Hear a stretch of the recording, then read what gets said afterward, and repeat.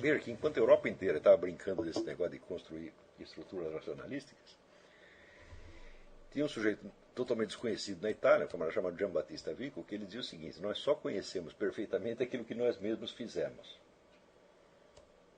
Nós não podemos conhecer o mundo da natureza perfeitamente, porque não fomos nós que o fizemos. Mas nós podemos conhecer o mundo da alma humana, o mundo da história humana, o mundo da sociedade. Por quê? Porque nós mesmos fizemos. Então, este conhecimento, quer dizer, vem antes do outro. É incrível, porque hoje em dia todo mundo acredita que existe um conhecimento objetivo das ciências naturais, onde a verdade é muito fácil de você alcançar, e existe um outro mundo, duvidoso, nebuloso, que é o mundo da sociedade humana. Eu digo, mas isso é totalmente esquizofrênico. É claro que é muito mais fácil você compreender ações humanas do que você compreender a natureza. Acontece que faz muitos séculos que a ciência não se ocupa em compreender a natureza, mas apenas em observar certas relações mensuráveis e compará-las com outras relações mensuráveis. Com a finalidade de quê? De compreendê-la, de operá-la tecnicamente. O que o Bertrand Russell chama de verdade técnica. Então, diz Bertrand Russell, expressando muito corretamente, ele diz que desde a Renascença o que nós entendemos por verdade não o que as coisas são, mas aquilo que nos permite operá-las de uma certa maneira. Digo, mas note bem, quando você descobre a respeito de um objeto uma certa operação técnica que você pode fazer com ele, você só descobriu uma coisa a respeito dela. Uma única. E essa coisa não diz respeito a ela, mas diz respeito às ações que você pode fazer com ela. Ora, qualquer objeto no mundo pode ser objeto de infinitas ações humanas.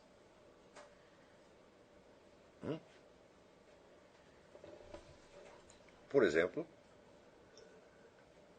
eis aqui o porco. Você pode matar o porco e comê-lo, você pode criá-lo como se fosse um cachorro de estimação.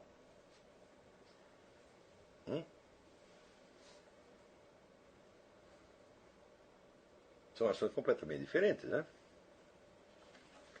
Mais ainda, a capacidade que você tem de transformar os dados da natureza revela sempre um potencial que esses objetos têm. Mas esse potencial pode não ser o principal. Você nunca sabe se o que você está observando da natureza pelos métodos da ciência moderna é importante na estrutura geral da natureza ou não é. Isso é impossível saber por esses métodos. Isso quer dizer que a característica fundamental da ciência moderna é ter desistido de compreender a realidade. E passado a encarar todo o conjunto da realidade apenas como um conjunto de possibilidades de ação técnica sobre a natureza. É claro, quando você juntar centenas de possibilidades de ação técnica sobre tal ou qual coisa, talvez você conheça algo sobre ela. Mas acontece que essa centena de possibilidades, vinda de várias ciências diferentes, é inarticulável.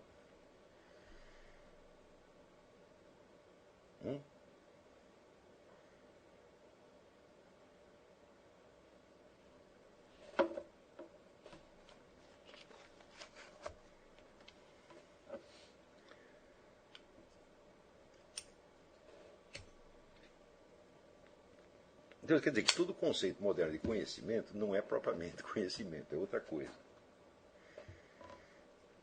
Não quer dizer que não tenha seu valor, é claro que tem. Se tem um sujeito que gosta de tecnologia, que aprecia tecnologia, é eu. Só que eu sei, a tecnologia não é o conhecimento dos objetos. Né? É o conhecimento de possibilidades de ação humana sobre esses objetos.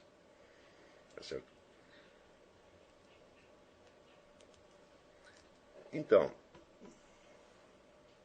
isso quer dizer que a impressão que nós temos de que a natureza é um conjunto de dados objetivos e que o mundo humano é uma confusão, uma névoa total, é uma exata inversão da realidade, mesmo porque da natureza o que a ciência conhece são o quê? As possibilidades de ação humana sobre esse objeto.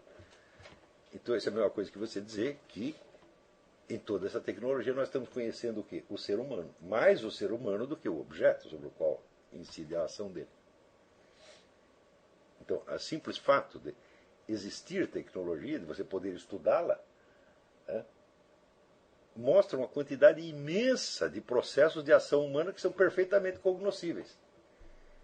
Ou seja, para você obter um efeito X, você tem que fazer isto, mais isto, mais isto, mais isto, mais isto. Tudo isso é o quê? É a ação humana.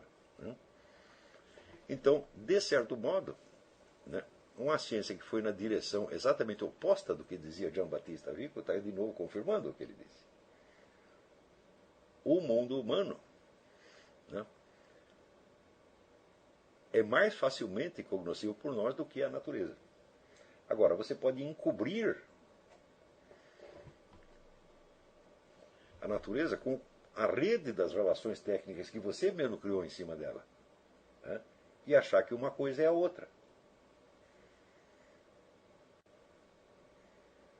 Está entendendo? Então, mas quando você faz isso, a própria visão que você tem do mundo humano se torna falseada.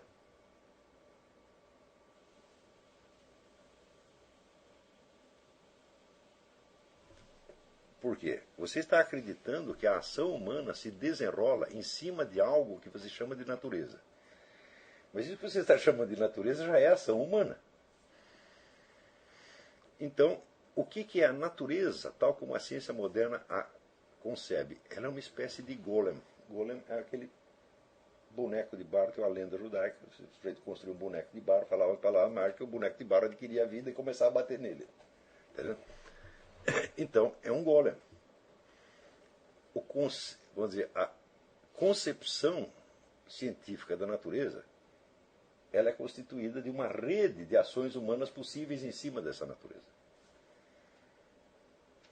Ela não é a natureza. Isso quer dizer que a natureza para nós se tornou realmente um enigma tão grande que nós nem sequer nos damos o trabalho de estudá-la. Mas como a nossa concepção da sociedade humana é construída em cima desta ideia substitutiva de natureza, a concepção que nós temos da sociedade fica também falseada. Porque, de fato, não é na natureza, tal como a descreve a ciência, que se desenrola a vida humana. É na natureza real, anterior à descrição científica.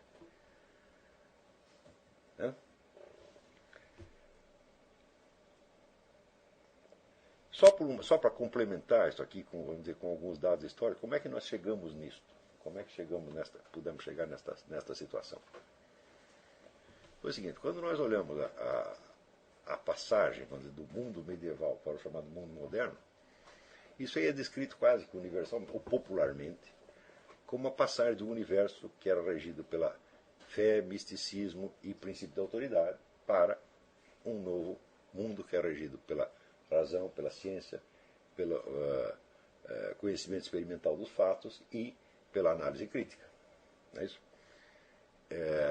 Isso aí chega, vamos dizer, ao cúmulo no iluminismo, quando Kant define o iluminismo como o fim da servidão humana. Quer dizer, o ser humano não tem que seguir nenhuma autoridade, ele tem que usar a sua própria razão, tem que se libertar do jugo da autoridade e ousar usar a sua própria inteligência para compreender o mundo real. Tá certo? Bom, essa imagem vem associada a uma série de corolários. Corolário número 1. A emancipação em relação à autoridade era também a inauguração de uma época de liberdade civil. Desses direitos humanos, do governo constitucional, etc, etc. Segundo, a libertação não era somente civil e política, mas era uma libertação intelectual e espiritual. Todos os seres humanos agora despertavam para o uso da razão. E, portanto, chegavam ao que Kant chama a maturidade. Ele diz: a imaturidade é você se submeter voluntariamente a uma autoridade. Não por incapacidade sua, mas por covardia. Né? E, em terceiro lugar, esta emancipação não emanciparia só o homem civil e politicamente, ou intelectual e espiritualmente, mas libertaria o homem do jugo da própria natureza. Porque aumentaria o poder do homem sobre a natureza e nós estaríamos, então, livres de processos naturais que nos oprimem, que nós poderíamos agora manipular e usar em nosso próprio proveito. Essas as três promessas do iluminismo. É claro que as três promessas não se cumpriram. Em vez de você ter um mundo de liberdade civil, você teve uma sequência de guerras, revoluções e tiranias mais opressivas que seriam inimagináveis para um homem do ano 1000. Né? Quer dizer, você imaginar, por exemplo, um governo que pudesse controlar as pessoas à distância, né? Como você controla, você põe um satélite, né? O satélite observa tudo que você está fazendo dentro da sua casa. Né? Se você dissesse isso para um homem do ano 1000, ele ia ficar tão aterrorizado que acho que ele ia morrer de susto. Isso pareceria tão horrível que é impensável. Ainda se você dissesse até a um camarada do iluminismo, eu digo: olha, meu filho, daqui 100 anos, tudo que você comprar e vender, o governo vai saber. Você não pode ter dinheiro guardado na sua casa. O burguês que fez a Revolução Iluminista ficaria horrorizado com isso. E, no entanto, isso aconteceu. Não é isso? Quanto ao famoso controle do ser humano sobre a natureza, digo assim: olha, o homem aumentou o seu poder sobre a natureza. Digo: mas espera, que homem, cara pálida? Hã? Eu? Não, o que aumentou é o poder de uns homens sobre outros homens.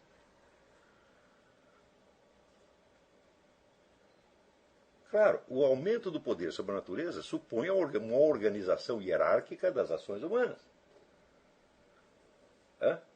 onde nem todos podem participar no mesmo nível.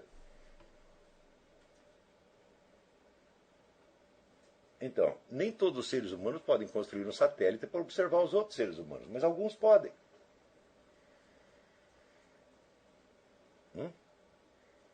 Então, aumentou o poder do homem sobre a natureza? Não, aumentou o poder de uns homens sobre outros, eliminando, portanto, as duas promessas anteriores.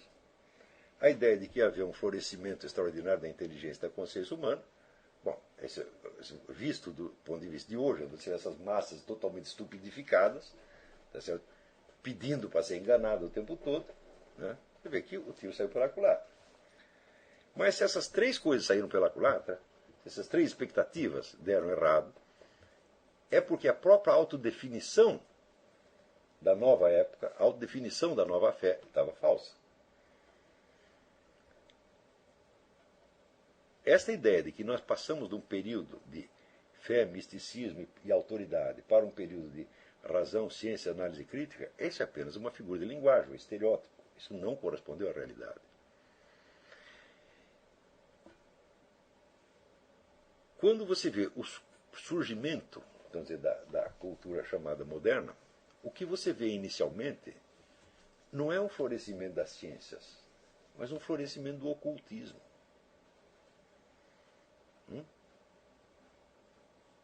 Os séculos XVI e XVII são a época da astrologia e da alquimia.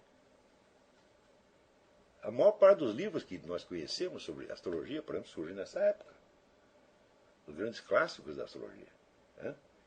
Mais ainda, os astrólogos, alquimistas e magos passaram a ter uma importância extraordinária como conselheiros dos príncipes da nova classe governante. Qual era a relação, se você olhar, qual é a relação entre a cultura letrada, se você pegar assim, a cultura dos intelectuais, e a cultura mais popular durante a Idade Média e nos primeiros séculos da Idade Moderna.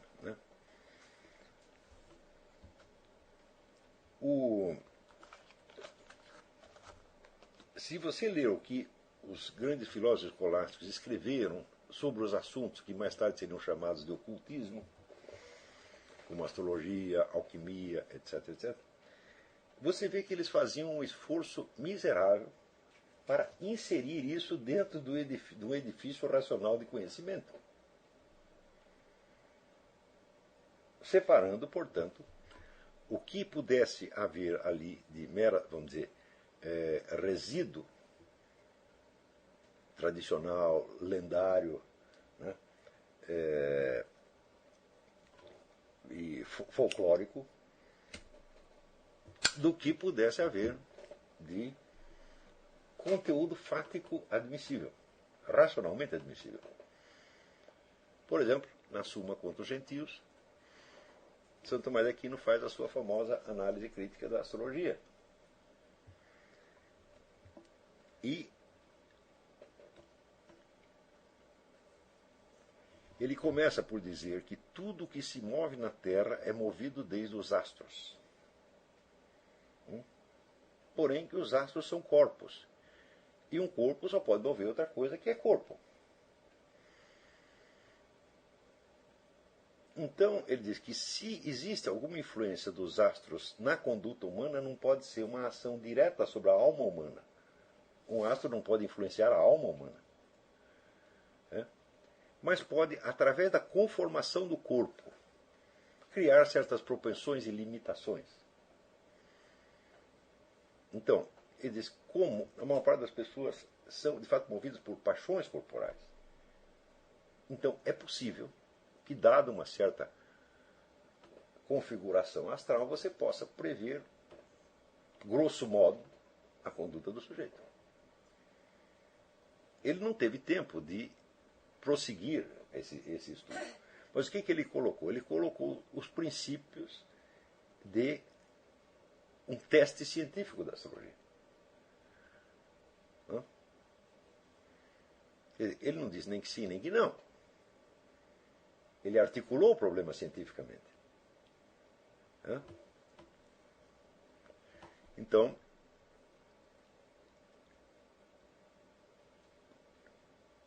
quando começa, vamos dizer, no século XVI, o florescimento da astrologia moderna, você não vê mais nada disso.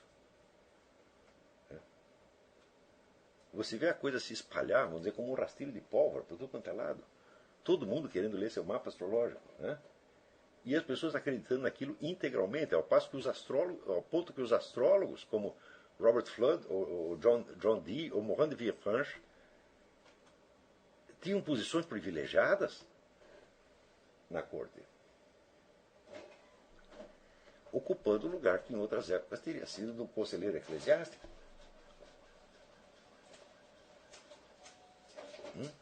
Mais ainda, a discussão sobre a astrologia assume imediatamente um tom, vamos dizer, polêmico, passional, onde tem o a favor e o contra.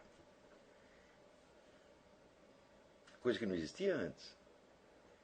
Você vê que Santo Agostinho, no século IV, ele falou horrores dos astrólogos. Mas ele já antecipa a hipótese de Santo Tomás de Aquino. Ele diz, não é impossível que, a partir da determinação da forma corporal, os astros exerçam alguma influência na conduta humana. Como ele não era um astrólogo praticante, nem ele nem São Tomás de Aquino, não tiveram tempo de averiguar, vamos dizer, empiricamente essas hipóteses.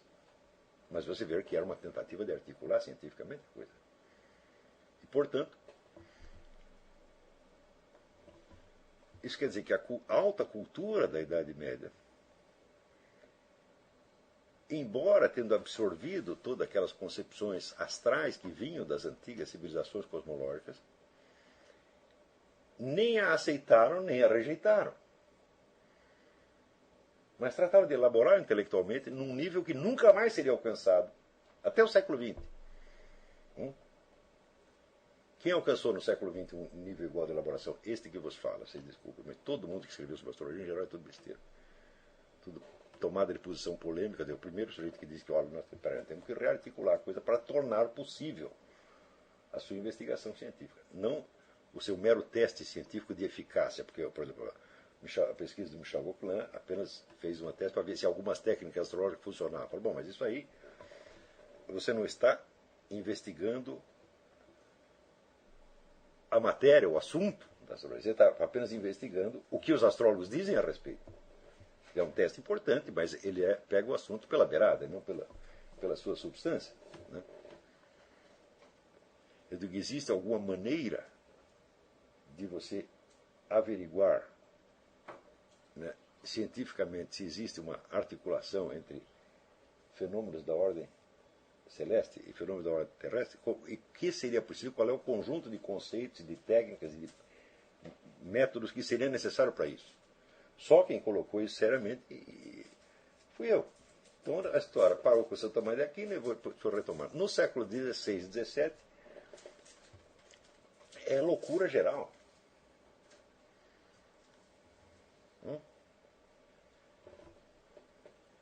E essa loucura chega a um ponto tal que por volta de 1680 né, as universidades são obrigadas a parar com a bagunça. Então, o que elas fazem? Simultaneamente, a Sorbonne e a Universidade de Oxford excluem a astrologia do ensino e fazem declarações contra. Quer dizer, aí fica proibido. Mas, como é que se diz? Quando você começa a delirar muito, tá entendendo? Às vezes tem que tomar uma atitude, como é que se diz, repressiva, para simplesmente devolver o camarada à realidade. Mas é claro que nisso aí existe uma perda formidável. Porque a partir daí, as atitudes com relação à astrologia se tornaram cada vez mais irracionais, extremadas e polêmicas. E nunca mais houve sossego para investigar a coisa com seriedade. Né? A mesma coisa com relação a magia, experimentos místicos, etc. etc. Né? Quer dizer, houve no início da modernidade um florescimento monstruoso disso. Tá certo? Deste mesmo florescimento surgem as principais ideias da ciência moderna, inclusive a ideia da matematização. Eles tiram exatamente daí. Tá certo? E quando a matematização está andando mais ou menos bem, então eles dizem, então só vale a matematização e nós proibimos o resto. Mas proibimos, espera um pouquinho. Quando nós observamos todos os personagens que historicamente criaram as novas tendências políticas da modernidade, fizeram a Revolução Francesa, né? Impuseram a ciência dita materialista aqui e ali, eram todos maçons. Digo, o que é a maçonaria? É uma organização esotérica, cheia de ritos e símbolos, puramente mágicos. Então acontece que a partir daí você tem duas ciências. Uma que é para você apresentar ao público, outra que é para você discutir na loja maçônica. Então, quer dizer, tem uma série de problemas que a partir daí você não pode mais abordar objetivamente. Porque existe o compromisso do segredo, existe a linguagem dupla, tá certo? E existe a paralaxe cognitiva, e existe uma confusão dos demônios. Isso é que é a modernidade, não é o reino da razão. Por exemplo, hoje, existem, de umas décadas para cá, os historiadores, sociólogos, todo o pessoal das ciências humanas, né, eles descobriram que existe esse negócio de magia, de alquimia, etc., e começaram a estudar isso historicamente. Né. Então, milhares e milhares de livros. Ótimo, porque graças a eles nós podemos saber, por exemplo,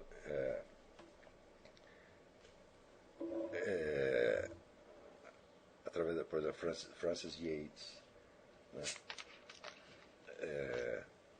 e outros estudiosos. Então nós sabemos a importância imensa que teve esse aporte maçônico na criação de todo o mundo moderno. Hoje em dia não dá para disfarçar mais. Tá certo? Então, quando começaram a publicar essas coisas, teve gente até que achou ruim, falou, não é para mexer nisso. Aí você vai entrar no irracional. Eu digo, mas peraí, mas eu quero saber a história, como a história foi, porque senão você está tampando os olhos, daí que você entrou no irracional.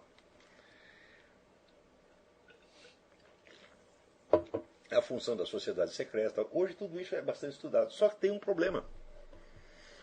Eu já li livros e mais... Para fazer essa pesquisa da mente revolucionária, eu li livros e mais livros, e mais livros, e mais livros, e mais livros sobre magia na Idade Média, magia na Renascença, na magia no Iluminismo, alquimia, não sei o quê. Tudo isso tratado como se esses elementos fossem criações culturais de uma outra época. Eu nunca vi um sujeito que dissesse, não, para eu estudar, né, alquimia no século XVIII, eu preciso ver algum alquimista operando agora.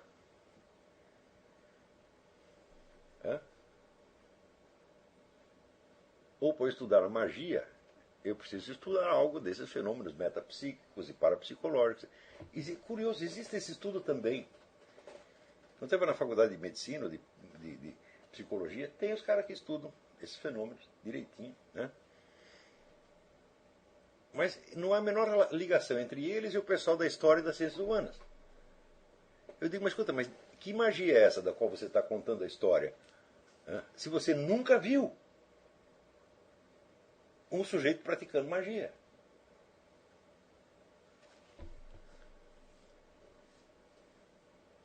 Por exemplo, as pessoas no século XVI acreditavam que acontecia isso assim, assim, assim. E você sabe se acontece ou não? Você testou? Você não é iluminista kantiano que tem que testar tudo? Ou seja, você cria também, na dimensão da história das ciências humanas, um mundo fictício. Quer dizer, você transforma tudo aquilo que se passou no passado em crenças. Coloca entre parênteses a relação entre essas crenças e a realidade concreta. Curioso, existem sentenças dos papas, várias, que dizem que a magia é eficaz. Ela é condenável, ela é errada, é pecaminosa, mas ela funciona. Não toda magia, evidentemente, tem um monte de charlatão também. Mas, se nenhuma operação mágica jamais funcionasse, né, a sobrevivência de civilizações inteiras, inclusive a civilização moderna da Renascença, seria inexplicável. Se todo mundo só acreditava em besteira, e se nós só passamos a descobrir a realidade agora, foi só a história, os historiadores do século XX que descobriram a verdade, falaram, poxa, então é um descompasso muito grande, eles estavam todos fora da realidade, até que chegou você e descobriu, estudou a história, você descobriu tudo o que se passou. Isso é uma hipótese tão louca que não merece ser levada em consideração. Ora, eu desde o início que eu comecei a estudar essas coisas, eu sabia que precisava articular uma coisa com outra. Quer dizer, que se eu nunca vi, vamos dizer, um alquimista num laboratório fazendo as coisas dele, eu não sei como é que ele está fazendo lá, como é que eu vou estudar alquimia do século XVI? É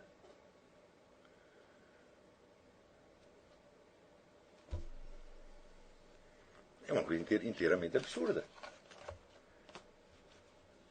Quer dizer, se você não tem nenhum conhecimento da matéria, você não pode ter conhecimento da sua história também. Você não pode entender a sua história. É a mesma coisa que eu queria estudar a história da criação de cachorro sem eu saber o que é um cachorro.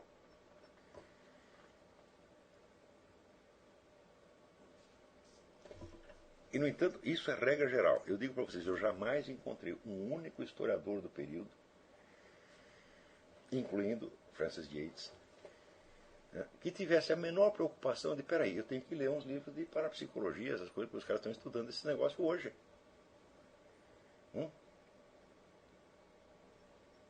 E muitas coisas que eu acredito que eram criações culturais e arbitrariedades da mente humana, às vezes não são.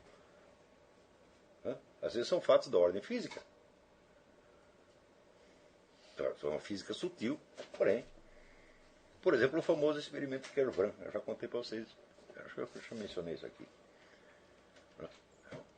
Um cientista chamado Kervran, que ele descobriu que em regiões onde não existe cálcio, né, os criadores de galinha têm um problema. Porque se não tiver cálcio, a galinha não pode fazer o ovo. E, no entanto, as galinhas de onde não tem cálcio produzem ovos tão bons quanto os de qualquer outro lugar. Então, o que ele descobriu? As galinhas comiam coisas que tinham sílica, e o seu organismo transformava a sílica em cálcio. Então dizia, epa, mas isso aí é transmutação da matéria, então as galinhas são alquimistas. Eu digo, mas se uma galinha pode transformar sílica em cálcio, um alquimista, um Isaac Newton, talvez seja capaz de fazer algo melhor. O que tem de errado nisso? Então, por exemplo, quando as pessoas descobriram, e quem descobriu foi Lord Keynes, o economista, né, escreveu um brilhante trabalho sobre Newton. Né, ele comprou os manuscritos de Newton. Ele era muito rico. Lá um leilão, ele comprou e foi ler. Na hora que ele foi ler, ele disse que, mas Isaac Newton praticamente só tratou de alquimia a vida inteira. Quando não estava tratando de alquimia, estava tratando de assuntos bíblicos. E quando não estava tratando de assuntos bíblicos, daí, nas horas vagas, ele criou lá a teoria da gravitação. Então, mas como é que... Daí todo mundo ficou escandalizado. Mas como uma inteligência como a de Newton se dedicou a isso? Eu falei, bom, Newton se dedicou a isso porque ele percebeu que ali havia algum problema a ser estudado. Né? E vocês não perceberam nem isto. Ora, como não perceberam nem isto, e como consideram que todo esse negócio do ocultismo, magia e tal, é o lado escandaloso, então o que eles têm que fazer? Eles têm que falsificar retroativamente a história da ciência moderna, né, e sumir com todos os elementos mágicos, que foram justamente os que inauguraram a grande mudança. Note bem, quando a autoridade da igreja, a autoridade intelectual da igreja começa a vacilar, quem é que entra no lugar? São os cientistas? Não, são os magos, alquimistas, astrólogos, macumbeiros, etc. São estes. Então, quer dizer, tudo isso serviu para minar a autoridade da igreja. Né? Depois de feito o serviço, bom, agora nós vamos varrer as poeiras para baixo do tapete, né? E nós vamos dizer que foi um negócio chamado ciência moderna. Mas acontece que vocês, praticantes da ciência moderna, vocês, no fundo, vocês estão todos maçons. Então, tudo que vocês estão negando em público, vocês chegam lá na loja e vocês fazem aqueles rituais que são astrológicos, alquímicos, místicos, etc, etc. Sabe quando eu comecei a pensar nisso? Um dia que eu fui falar com eu estava procurando apoio dos ex-alunos do Mário Ferreira dos Santos para ver se a gente fazia uma equipe para trabalhar os manuscritos dele. Porque no fim não fiz equipe nenhuma, estou trabalhando sozinho nisso até hoje. Tem gente que publica texto do Mário Ferreira, mas publica como está e não faz nenhum trabalho filológico em cima, o que é um crime. É um crime. Você reeditar os textos do Mário no estado em que estão é um crime. Né? Mas tem muita gente que ganha dinheiro com o crime. Né? Agora que eu já popularizei o Mário, todo mundo, vamos editar os livros do Mário, vamos editar. Então pega aqueles textos do jeito que está, então uma verdadeira merda, um desastre editorial, fora do comum, e reedita, que põe lá uma introdução, né? E diz que está fazendo alguma coisa. Daí, mas eu inicialmente procurei o auxílio dos ex-alunos do Mário. Né? O sujeito mais dedicado que tinha, eu não podia contar com ele, porque ele estava tentando sintetizar o Mário Ferreira dos Santos com o William Reich. Então ele tinha criado uma sua confusão particular. Eu falei, bom, no fim, ele está interessado em William Reich, não vai dar. Bom, eu falei com outro. Né? Assim, muitos empinavam o narizinho. Tem um sujeito até famoso, não vou dar nem o nome dele. Dizia assim, o Mário foi um bom intérprete de Nietzsche, né? É mesmo. Então, eu digo, mas meu filho, ele foi um bom intérprete de Nietzsche na juventude, antes dele se tornar o Mário Ferreira dos Santos. Quer dizer, o Mário que escreveu sobre o Nietzsche era criança. Quer dizer, o Mário teve o estalo dele aos 42 anos, e daí que ele virou o Mário Ferreira dos Santos. Quer dizer, você está falando de uma coisa que já passou, que não é o verdadeiro Mário Ferreira do qual eu estou falando, né? E por fim cheguei num, que era um sujeito importante em São Paulo. E também empinou o narizinho e falou, não, mas o Mário tinha aqueles negócios esotéricos, aquela coisa. Eu digo, mas peraí, pelo que eu saiba, você é maçom, meu filho. Então, você é esotérico, porra. Você vai dizer que na maçonaria vocês ficam fazendo o quê? Estudando física?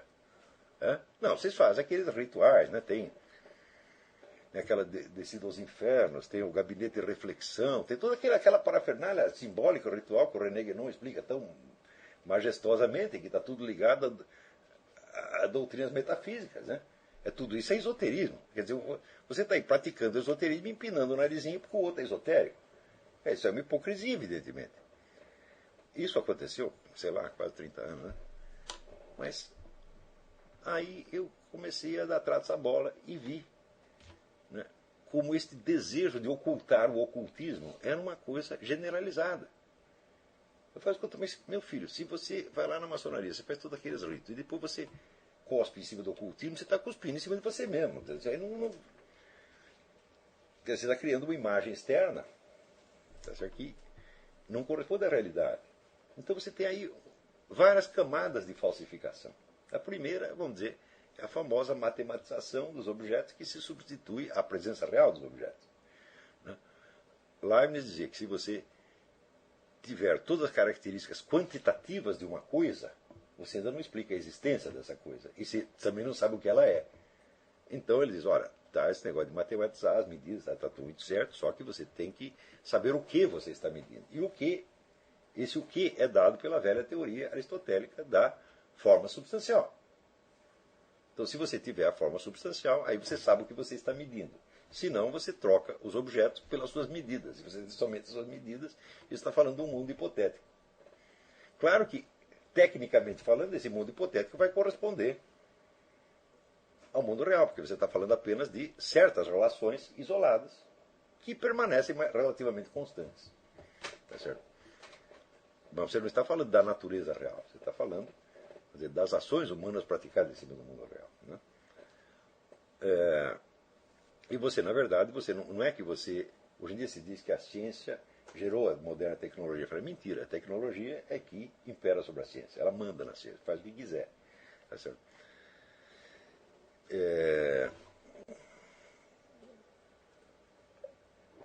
Com o agravante de que não existe um só aparato tecnológico que possa ser reduzido a um único princípio científico. Todos exigem articulação pragmática de princípios incomunicáveis entre si. Você não consegue achar um princípio comum.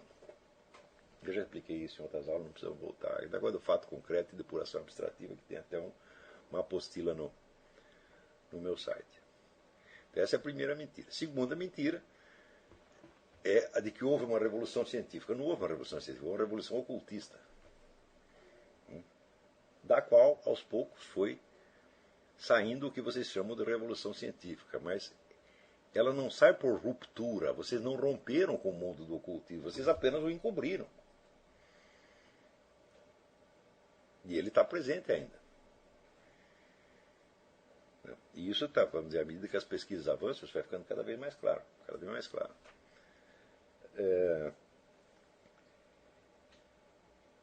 Então, em terceiro, você tem vamos dizer, a falsificação da própria história das ciências.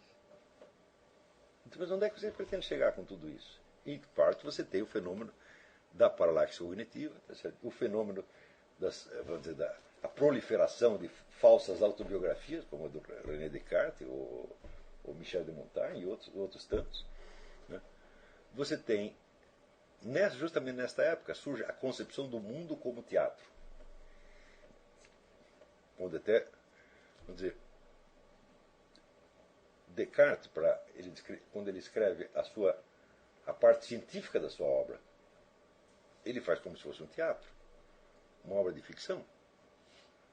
Quer dizer, começa a vir, vamos dizer, e essa situação no qual nós estamos. Uma mescla de ficção e realidade, e uma mescla indistinta do que era a cultura popular na Idade Média com o que era a cultura letrada, né? Que de repente fica quase impossível você contar a história. Então, o famoso iluminismo, né, na verdade, foi um obscurantismo. Encobriu tudo para que a gente não entendesse nada.